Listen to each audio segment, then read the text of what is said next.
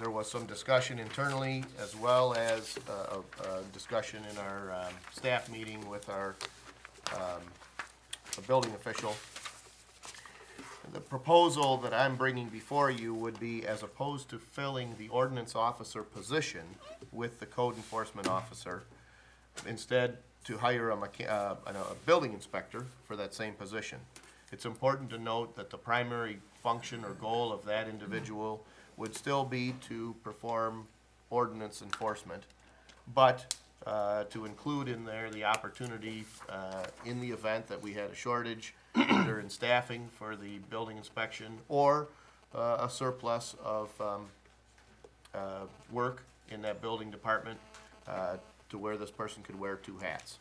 Currently, when we do have either of those conditions, we bring in retired employees back that have maintained their license, and certainly they've provided a great service, but the additional cost to hire a building inspector as opposed to a code enforcement officer is approximately $2,000, a little bit less annually.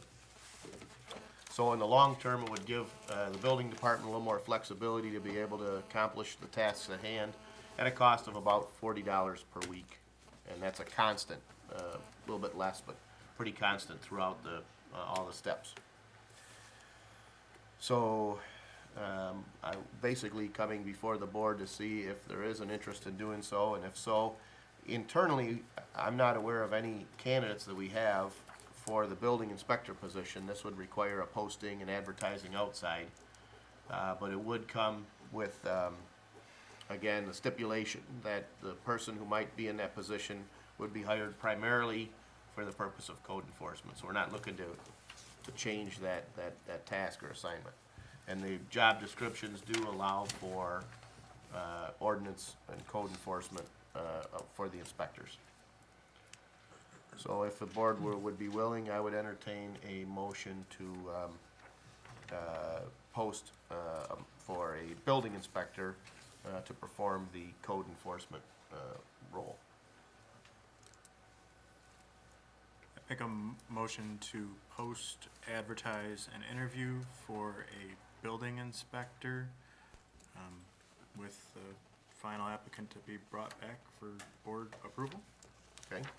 Got a motion by Mr. Witt. Is there support? Support. Support by Mr. Brado.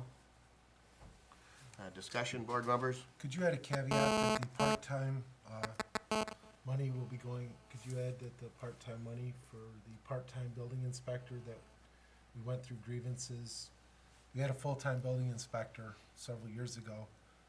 When the economy downturn, we got rid of that, went to part-time, spent money to fight grievances and things. When did we have a part-time building inspector? And so earlier, Mr. Swatkowski mentioned that, and same with you, that we would be the $2,000, not a lot of money, but we would be funding that with not paying for the part-time person. So I mean, it's so definitely in reasonable. in response to that, I don't trust people around here at all to not hire that extra part-time person. So if that's what we're gonna do, then we'll take the money out of the budget for the part-time building inspector. That's all I'm saying. If that's what you truly wanna do, then make it official. I'm gonna I'll amend the motion to make the necessary budget adjustments to incorporate the difference in salary. Well, to get rid of the part-time building Well, inspector. I'm not, there's part-time salaries in there, and I don't know what that number is to say X amount of dollars. Well, I don't, Because we have other part-time inspectors, so to arbitrarily say X amount of dollars out of that budget, I don't know what works in VJ's budget. Right. So I mean, I understand what you're saying, and I'm more than happy to direct the finance director to Furthermore- make that. well, I got duped. I feel like I get duped all the time on this stuff. And, you know, people say, oh, we're gonna hire a building inspector who's gonna do ordinance. Now, I've been around this business 8 years now. I know how this works. The ordinance officer position, people really don't like to do it. You know, you gotta go and give people tickets. It's, you know, you get some consternation with the residents. So you move slowly to the building, you know, move slowly over more building. Then somewhere down the line, I'm gonna have, oh, we gotta have a part-time building inspector and then this guy's gonna go and be just a building inspector, and I'm gonna have to hire a new ordinance officer. But as far as these part-time salaries, you know, I sat here 2 years ago with the fire contract, and, you know, we were gonna lower those part-time salaries, and sure enough, they're the same. So I want clauses that are gonna keep the management, if they say, doing what they say and saying what they do. Well, first of all, we do not have any part-time building inspectors.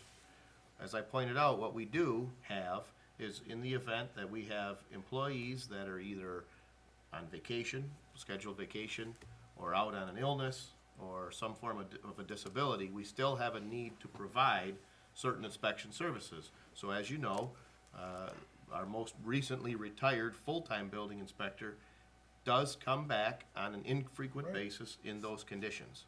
The purpose of hiring someone who'd have those additional credentials would be to avoid that. I think it's unrealistic for this board at this point to say, but we'll refuse to ever hire another person on a part-time basis to perform an inspection of any kind, because we simply can't predict who might be out on an illness or a disability at this stage. So I don't think it's responsible for us to say, well, we'll never do this or we'll always do that. Clearly, the $2,000 that's an additional cost for this employee is much less than what we paid last year in part-time salaries for folks to come back on a temporary basis. So, I think just in our most recent check run, we had $200 for that, our retired building inspector to come back to assist as needed.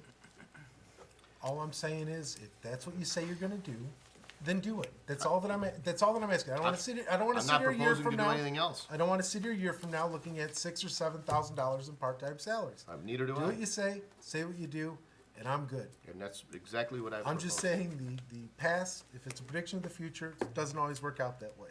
I will have a building inspector, and I will still have our part-time building inspector working as many hours. That's just the way it normally works around here. Okay. People That say sounds- something to get something pushed through, and then we all leave here and everybody forgets in a year, and we're right back to where we are. Just like to talk about my, I guess, I don't want to call them concerns, but I guess, maybe they are. So, being bargaining unit, positions, Mhm. a building inspector can work down to a code enforcement officer. It's actually built into the job description. It's in their job description. Yep. So, okay, and that's fine. So here's, right now, we have a full-time code enforcement officer that works full-time in code enforcement. Correct. If in fact we move this and move it up to a building inspector, although, code enforcement officer is part of that job description, my concern is that we are going to be, limiting ourselves on code enforcement. If building starts taking off, code enforcement will go down the tubes. We will not be investing as much time in code enforcement, and lo and behold, I can tell you, we have several code violations in the township that are still not being addressed. One of the things we heard during election time, one of the things we heard at open houses, code enforcement is a big issue. It's It not is. done consistently. This is my concern. If we relinquish a full-time code enforcement officer, and you know what's gonna happen, as building starts to, progress, and it will, now that person is gonna be sucked in, and I know you're gonna, we'll hire somebody, we'll bring in that part-time person. But still, I feel much more comfortable. In fact, I think one code enforcement officer is not enough for the size of our township. So that's just my 2 cents. That's more eloquently put than what I was saying. Mr. Chairman, doesn't our Especially tonight. building inspector Just now howling that $1 billion. have the capacity to do ordinance inspections? Yes. In other words, Aaron can, Yep, actually, do the all three of our ordinance. inspectors have that Alright. capacity, as well as the, building official, and actually, I believe by by state law, I do. I have the ability to enforce ordinances. Sure. I don't think I'm My equipped to do question that. is, along with Mr. Chalmanello, is, that was my bread and butter for 16 years, code enforcement. And it, you know, to me, it has to be handled in a manner that is consistent. Absolutely. Now, if I'm gonna hit Chrysler's on a violation, I'm gonna hit the mom and pop grocery store on the same thing. I don't care who it is, and, you know, I wanna make sure that when we hire that person, they're code enforcement, and they're gonna do it without any outside interference. Correct. I don't want nobody coming in and say, well, I'm gonna call so-and-so and get this taken care of. Right. Because if we're gonna do that, we don't need an ordinance book. That person has to have the ultimate responsibility and the autonomy that I'm not worried about somebody at City Hall looking over my shoulder, that if I issue this person a citation, I'm gonna get a call and say, leave him alone. Because that's happened in the past. And I don't wanna see it happen again. And for the record, the money actually is less than $1,600 a year.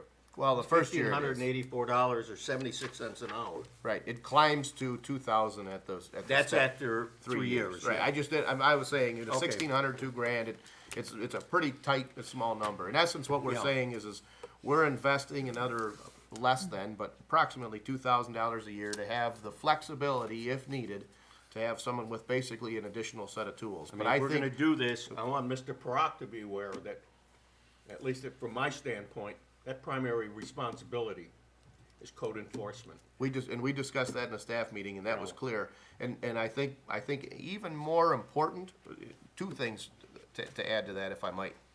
One is, it is important for us to have a code enforcement officer. It would be a luxury to have an individual in that position that had the ability to provide building I agree with inspection. But even more important than that ability to provide inspection is the proper personality for the job that's at hand.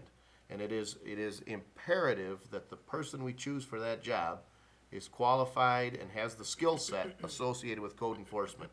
And I would sacrifice the building ability, the building inspection, in exchange for the right personality for that job. I'm just asking this board to allow me to test the waters, to see if we can find someone that has the ability to perform building inspection to fulfill that code enforcement position. But I can't state it thoroughly enough. The role of that person is code enforcement. And we discussed it in the staff meeting that if the board were to support it, it would have to be very clear during the interview and hiring process that this person isn't coming in with the expectation that they're gonna be primarily a building inspector. That is not, at this point, that is not what our demands have. We need code enforcement, and that's the purpose for hiring this person. I would concur with Larry and quite simply say, if we hire a building inspector, it's gonna end up being, and it might not be a year or 2 or 3 years from now, we will see code enforcement going down, that job going down, and the building go up. Well, the only I people who have an just say- and I influence on just- that and who would decide that is this board of trustees. If there is an employee that isn't doing a job, it is strictly the responsibility of this board of trustees to enforce that. So to date, I've heard from no board member who said that the employees that are doing the jobs we're discussing are not doing them. If there's a concern there, now or in the future, this board has the final say on what jobs everybody has. It is not the responsibility of any full-timer to make that decision. That is fully a board decision and always will be under state law currently. I think you hire a code enforcement officer, as a code enforcement officer, that is their job, and there's no other distraction. Yep. That's just my opinion, and, you know, I know it's not worth much, but if you have that person doing that one job, they're focused on it. And there's no other distractions about building or plumbing or whatever else that we want them to do. Because what's gonna happen, and I'll tell you where it's gonna happen.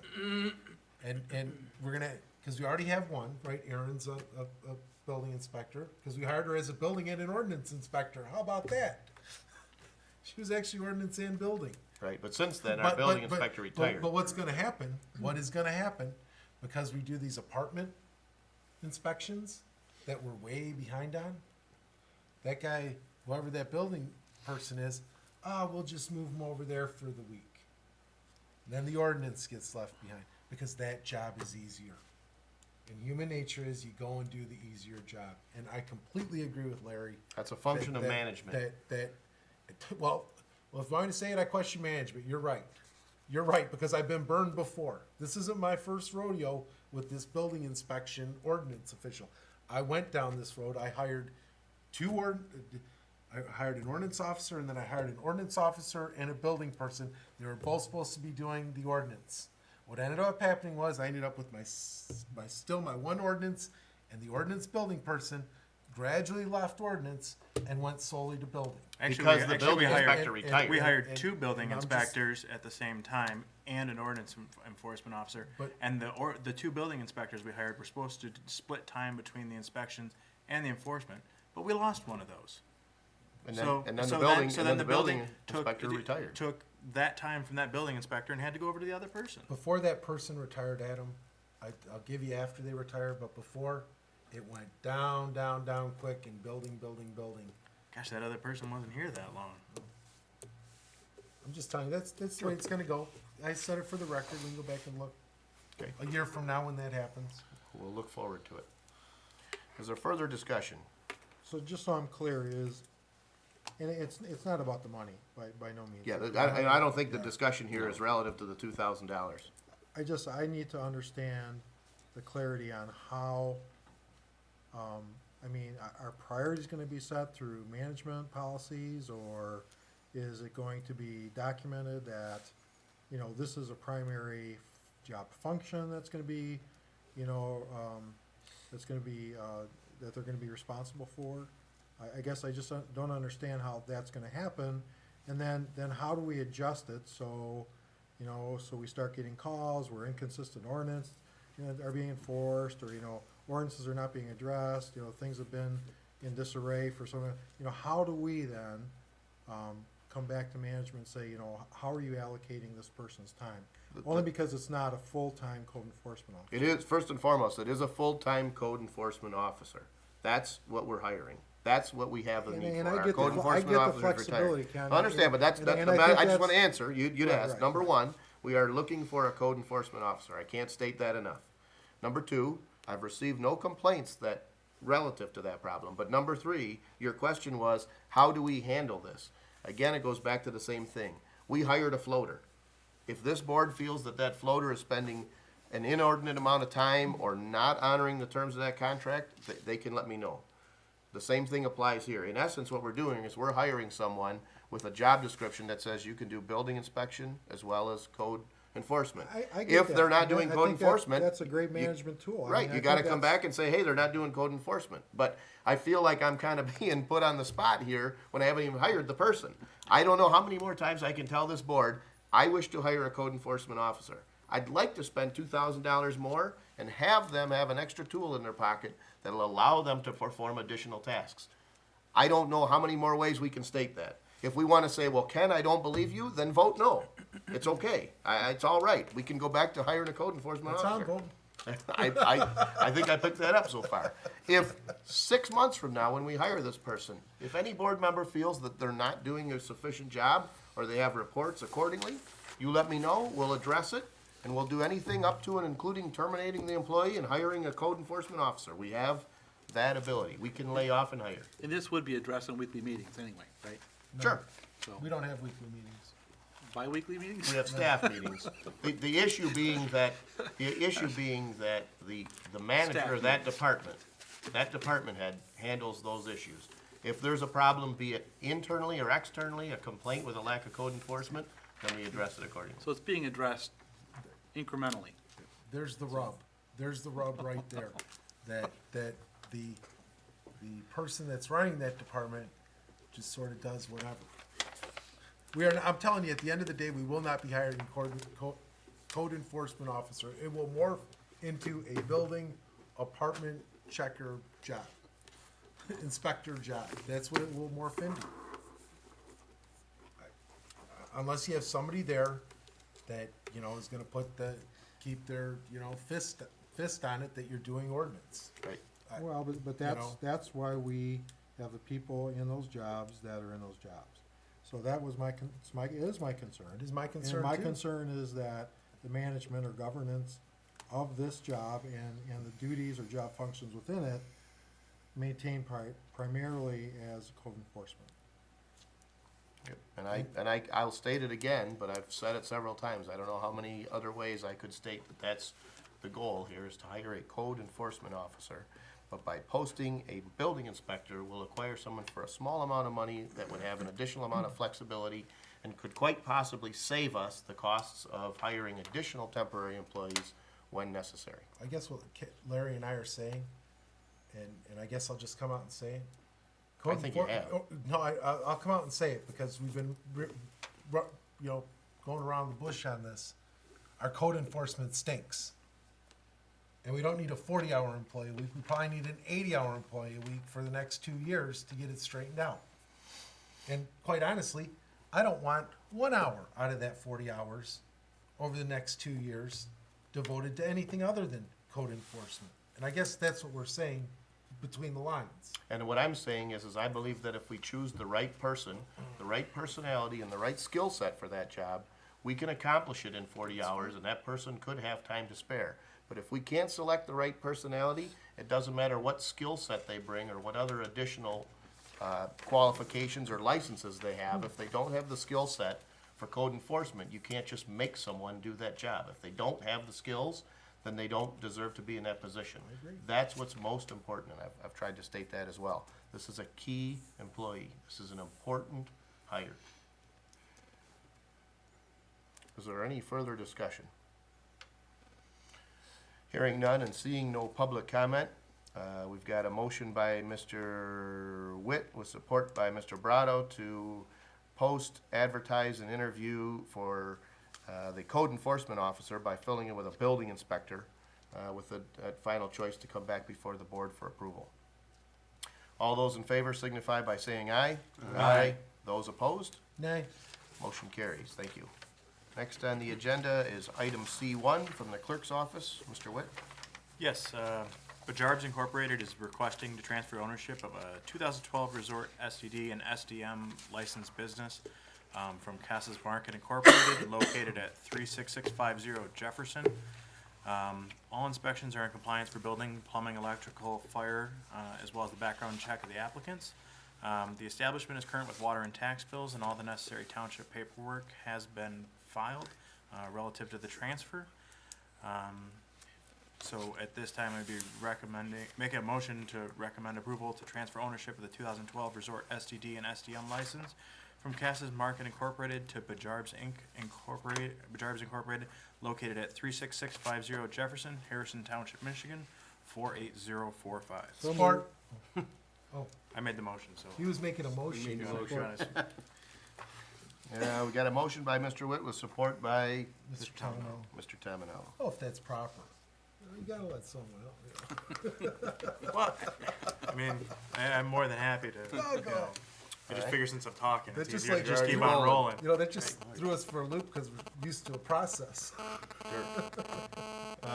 Any discussion on the motion? Hearing none and seeing no public comment, Mr. Witt, will you take a roll call? That requires a roll call vote? Yeah. Joe call. Yep.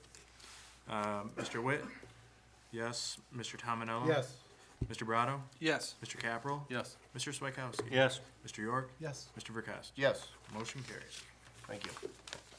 Next on our agenda is item C2, approval to hire an election registration specialist. Mr. Witt?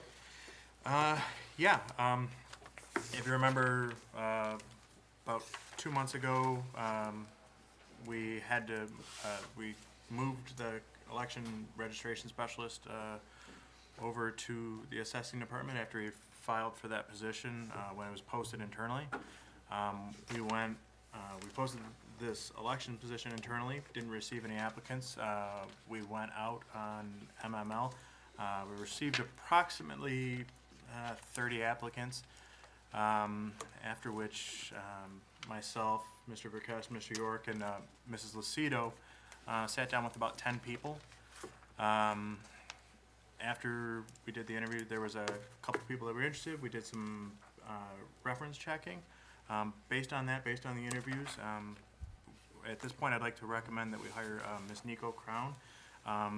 She is a township resident, I believe a lifetime, she's actually in the audience, she had to sit through the entire thing, and, but she's a lifetime resident, grew up here. She has a master's degree, and she was great to sit down with. And everyone that I spoke to about her had nothing but great things to say. So, again, it would be subject to physical drug test in the 90-day probationary period. Is that a 90-day or 90 workday? It's 90 working days. 90 working It days. says 90. I'm sorry. Well, Yeah, that's it's what a the contract says, but it's. No, I it's understand. I 90 just don't want to be, Yeah, no, it it's says subject something to the different here. contract, yeah. You know, Yeah. that's fine. I just want to. All right, we've got a motion by Mr. Witt. Is there support? Support. Okay. Support by Mr. York. You're a little slow on the draw there. Sorry to go 2 hours ago. Further down the. Discussion, board members? Very impressive resume. Yeah, and just so everyone knows, she'll be starting on the Tomorrow? 11th. No, she gotta get some time to, Oh, before she can another come in, job. so. Well, there's also, drug And she's testing. coming to do a drug test, Yep, she's gonna be here physical, tomorrow to get all okay. that paperwork, so. All right, I think that'll be a problem. any other discussion? Hearing none and seeing no public comment, all those in favor signify by saying aye. Aye. Those opposed? Motion carries. Thank you. Welcome aboard. We have a closed session, so at this point, we'll open the floor for public comments. And then after that, we'll move into closed session, or we certainly have planned. See, you should have spoke earlier. See, We gave you the chance. We gave you the opportunity. Last time I was Time, here, Mike. it wasn't See? quite this long. Yeah, but see, when you have that waist hauling thing, But I enjoyed It's it. gonna be a while. I enjoyed it. There's gonna be spirited debate. Good evening. My name's Mike Boyle. I'm your county commissioner representing District 10. It's all of Harrison Township and part of most of St. Clair Shores. I just want to stop by and say hi, and we County Executive Hackle had a Macomb Business Awards a couple weeks ago for the first time ever. It's where he gave awards for outstanding businesses in the community.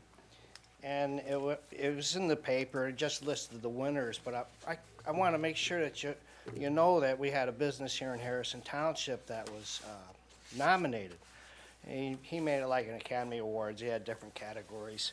Energy efficient expert, champion of workforce development, corporate citizen, diversified leaders. But major corporation here in Harrison was nominated, Orlington in Harrison. Orlington is the name of it. It's a worldwide corporation. They coat titanium and other materials for high-speed purposes to make things run smoother. But they also make, and I didn't know this, but they also make, you see that chrome plastic on cars? The plastic that looks like it's real chrome. They also make that, and it's right here in Harrison. And they were nominated for Energy Efficient Expert because they implemented a recycling program. So I thought that was very noteworthy. Nobody from Harrison or St. Clair Shores won anything, but a lot of the nominations. I attended the Macomb County Fire Chief Association meeting the other night along with Supervisor Perkast. And you'd be proud that the fire chief here in Harrison was nominated for president of that association. So it gives great representation through the county for the Fire Chiefs Association. Next, I want to announce the safe boating class. I'm really into boating. I'm a past commander of Mount Clemens Power Squadron, past charter commander of St. Clair Shores Power Squadron, and I'm a past commodore of St. Clair Yacht Club. And I teach basic boating. I'm a certified DNR water safety instructor and a certified instructor through the United States Power Squadron. And I teach basic boating, and it's starting up March 6th in St. Clair Shores Ice Arena. It's a 5-week course every Wednesday night at 7 o'clock for 2 hours. And at the end of the course, you get certified, which is required today if you're born after December 31st, 1968. You have to be certified to operate a personal watercraft. And I also want to put out there that if anybody would like for me to come out in Harrison and teach a safe boating class in any of the marinas, I would just love to do that. The classes are free, but the books cost us money, so we charge $40 for a book. And they're set up for 12 and up. And I'd like to put that out there if anybody's interested in getting a group of people. I'd love to come out and teach a safe boating class. And that's all I have, so thank you very much. Thank you, Mr. Thanks. Boyle. If I may, Mr. Boyle, Yes. do you have like a flyer on that? Because I can put that up on the cable. You know, like on the bulletin board, if you have a Can flyer I email on- it to you? Yeah, you can. You have my card, right? No. You know where I'm at. Yeah, I'll Yeah, give it if to you you because, send like just the information, we can do a slide and put it up on the bulletin board. Well, you propose, you might be looking for a marina that might be willing to say host it and, In or, here- you know. here in advertise. Harrison, yes. Yeah, Well, no, I'm saying like Yeah. even that one in St. Clair St. Clair Shores, it's Shores, already right, set up. If you know, Right. we can put it up that Yeah. you know that you know it's a public service. oh, yeah, that's Yeah. great, yeah, I thought you meant about his offer for marinas, so, No, I yeah, was certainly the talking one in about- St. Clair Shores, yeah. Yeah, But I'd love to come out here to the local marina. You can get a group of people together or an organization together and teach safe boating. Or if you even want to start a power squad, I'd love to start one here, so. sure. All right, thank you. But if you forward that on to me, I'll put it on the cable. Thank you very much. All right, seeing no other public comment, we'll move it back to see if there are any board comments before the closed session. Yeah, Mr. Chairman, at the 28th meeting, we discussed as far as the senior center building, that we had an opinion from the Macomb County attorney who represents the economic development and all that. And at that time, we directed the township attorney to more or less look into that. Since then, we received a reply verifying and actually agreeing with the county attorney that what that use of the building could be. Okay. So I guess, you know, we have to, I guess from that point, we have to start looking at what we're gonna do now. Maybe draft a policy or Yes. propose a policy that we Well, could we're gonna adopt. have to, one of the other things we could do, we have as many as 35 groups meeting there. Mhm. You know, could also submit that to the county. Ms. Davis mentioned that, you know, since we don't charge any of them, we could submit that to the county, see if any of those qualify to use the building. If not, you know, then, Yeah, we'll we'll have to make the different arrangements. Okay. All right, so kind of just an update to the board saying that you've made some progress, you got some rules from the Yeah. county regarding use of the senior center, and maybe Right. take a look at the current groups, and then possibly come up with a policy for the board. Yeah, the committee Okay. has to meet and put together a report. Okay. All right, sounds good. Any other board comments? Hearing none, we've got item E on our agenda, a closed session to discuss AFSMI 1103 negotiations. I'll make a motion to go into closed session to discuss the ASME 1103 negotiations. All right, all right. Got a motion by Mr. Tominello, a support by Mr. Swakowski. Any discussion? Hearing none and seeing no public comment, Mr. Witt, will you take the roll call, please? Yes, Mr. Tominello? Yes. Mr. Smekowski? Yes. Mr. Brado? Yes. Mr. Capral? Yes. Mr. York? Yes. Mr. Witt, yes. Mr. Verkest? Yes. Motion carries. Thank you, board.